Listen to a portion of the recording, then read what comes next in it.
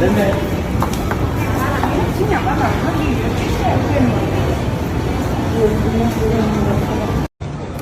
Aydın tuttu mu daha Anam. Dokunum. İyi mi deyip dur taşındır. Hani gör hani. Hani?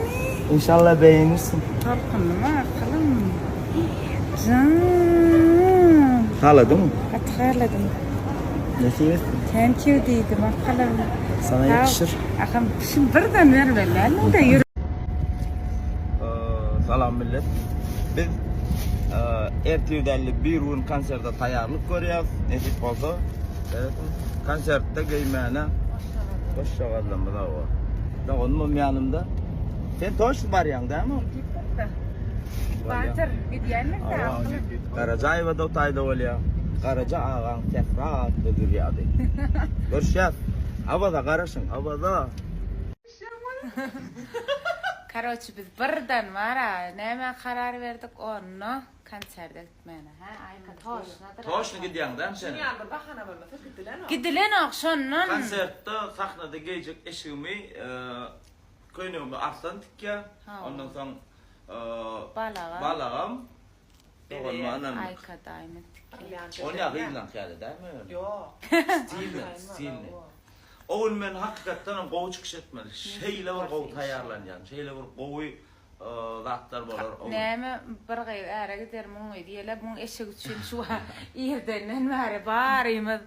Neme. Oğlum doğru. Ben ödüm ayamadım hiç yerde ödümü bahsettim. Nemedi. Sonra gökten inen perişte yerli duştum ana. Omut adamlar diye. Minnet tarifler doğru.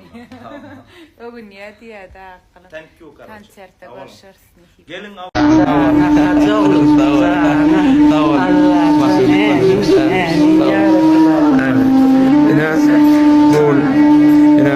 O ul rolik hakikate yönelişin Muratcan ağlıktında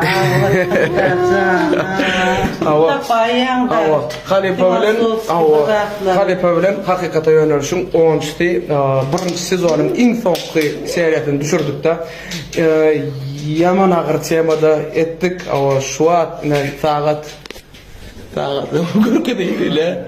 Sağladım, 3 ina şu adam. adamlar yakana, görüyorlar mı? Dillerim senin dağımatınızda. Üçün. Muratcan filosofski, yamaş yaşlı, bol keriyeleci, katı o klip olmalı.